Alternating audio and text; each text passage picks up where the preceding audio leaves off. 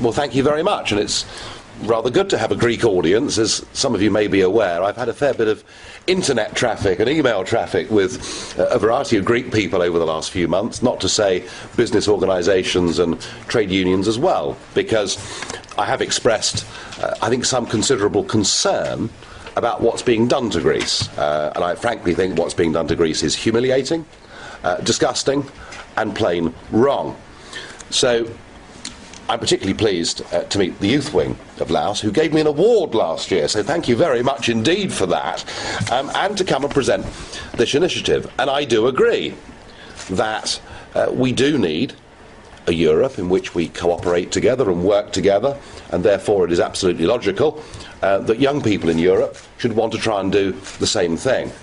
But I think we need to think a little bit further about what is Europe. What is the European Union? What does it become? And what do we want it to be?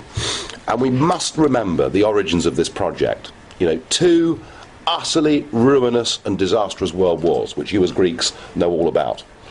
1914 to 18, 1939 to 45, tens of millions of people killed, some of the worst atrocities that have ever been committed in the name of mankind.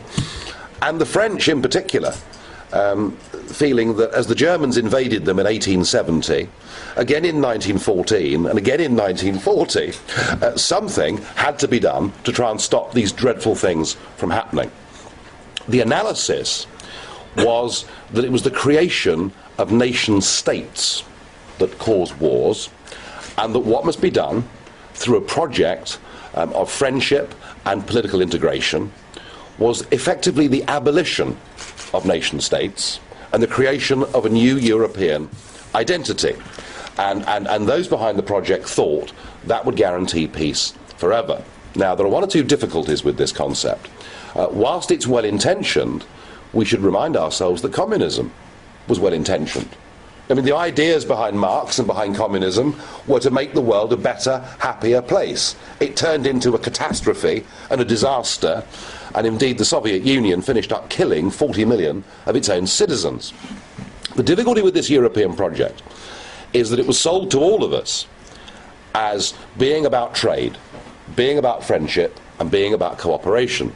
The small print in the Treaty of Rome, which has become much larger print as we've gone through treaties of Nice, Amsterdam, Maastricht, what people have never really understood is that behind all of this was the deliberate attempt to create a new state that would effectively supplant and replace our own states. Now, this has all come to a head because of the euro crisis, and I believe that it's a matter of great regret that many countries such as Greece joined the euro in the first place. And what no one ever talks about is one of the reasons that Greece's public finances and Greece's public sector are in the state they're in is that you had 7 years in the euro, your first 7 years in the euro, where your interest rates were several percentage points lower than they would have been. And it led to this sort of artificial boom. It's rather like being at a party and your glass keeps being topped up all the time and you wake up the next morning with a headache because you haven't quite realised how much you've had. So Greece suffered grievously during that period without realising it, because if money is too cheap, it creates all sorts of problems. But you're now in this position where, as a result of the bailouts and as a result of the conditions that are being imposed upon you, I think two things are happening. The first is that in democratic terms, the country that actually invented democracy, which is you guys, have now, and you should be very proud of that too, the country that invented democracy now finds itself, I'm afraid, reduced to a state where your Prime Minister, Papandreou, was effectively removed and replaced by a placeman, and where the Troika arrive in Athens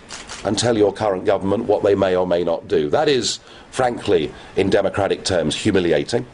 And so it is no wonder that people take to the streets. And I've said myself, if I was a Greek citizen, I would take to the streets.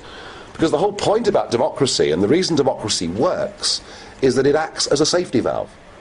Even if you hate the government of the day, you resolve at the next election to get rid of them. and to replace them with somebody else. And it's why democracy is so precious and so important. But if people feel that right has been removed from them because the power has gone somewhere else, then I'm afraid all they're left with is civil disobedience. So that worries me too. But the economics of Greece's current predicament worry me almost as much. If we think back to previous recessions, if one thinks of the 1930s, buddy, can you spare a dime, in America, and in England we had the Jarrow marches, where unemployed men marched from the north of England to Parliament to say, please, we must have work or we can't feed our children. If I look back at Britain's worst ever economic period, our economy contracted by 10% from the beginning of the crisis to the end of the crisis.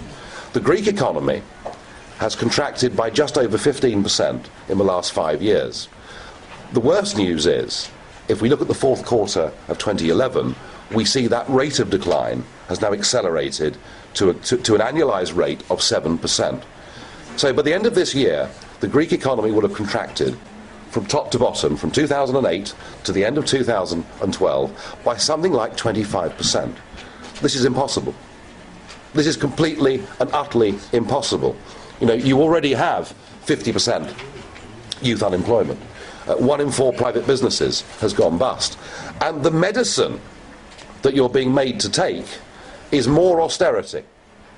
So you're in a deflationary spiral and you're being told to take yet more punishment. And this is happening because Merkel and Sarkozy and the others are desperate to preserve the euro and to preserve the European project. So you're to be sacrificed. You don't matter.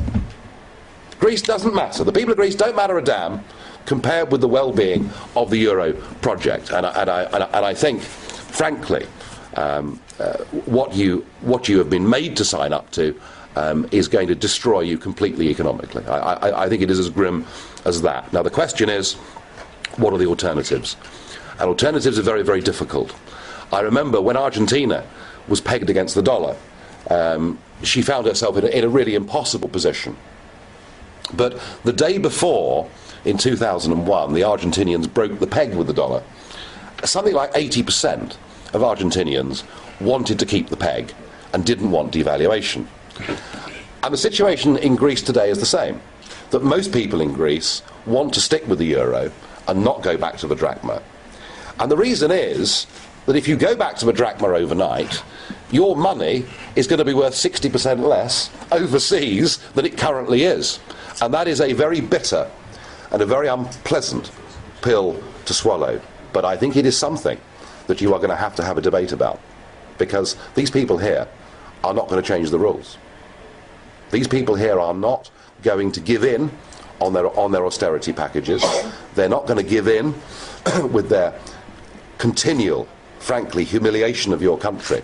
And I think you need to have a really big, proper debate about how you take the pain of devaluation. And it will be very, very painful. There's no easy way out of this for Greece. You are stuck in a bad place. But I do think history shows that when countries do take the pain, and one thinks of Argentina in 2001, one thinks of Iceland in 2008. Did you know the Icelandic currency fell 80% after their banks went bust? Interest rates were at 21%. I mean, it looked like, not just the volcanic eruptions that year, but it looked like Iceland was finished. And yet as we go into 2012, the Icelandic economy is due to grow this year at 3%. Argentina has done wonderfully well since she broke the peg. So it isn't for me to tell you what you should and shouldn't do, but my serious advice to you is that, and goodness me, the youth wing can play a very valuable role in this. There needs to be a proper intellectual and economic debate that goes on in Greece and amongst your friends around Europe. And you have got friends around Europe, and I would like to think that we, as the United Kingdom, have always been good friends with Greece. But you've got to consider swallowing this very, very bitter, difficult pill. I personally think it is the only way that you're going to get growth back into the Greek economy. And I think, a 2/3 devaluation, your tourist industry will boom within a fortnight. Your export markets, whether it's your olive oil or whatever it may be, will suddenly become incredibly competitive.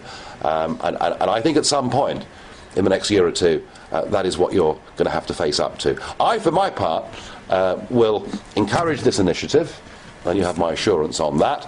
I, for my part, will continue to speak up for the very principle of democracy that you invented, and I, for my part, will continue, through my position in the European Parliament, to point out that humiliating people can only lead, unfortunately, to violence and unpleasantness. So I will continue to speak up for you, but I do say to you, you're going to have a very tough and very difficult debate over the next year or two. Thank you very much.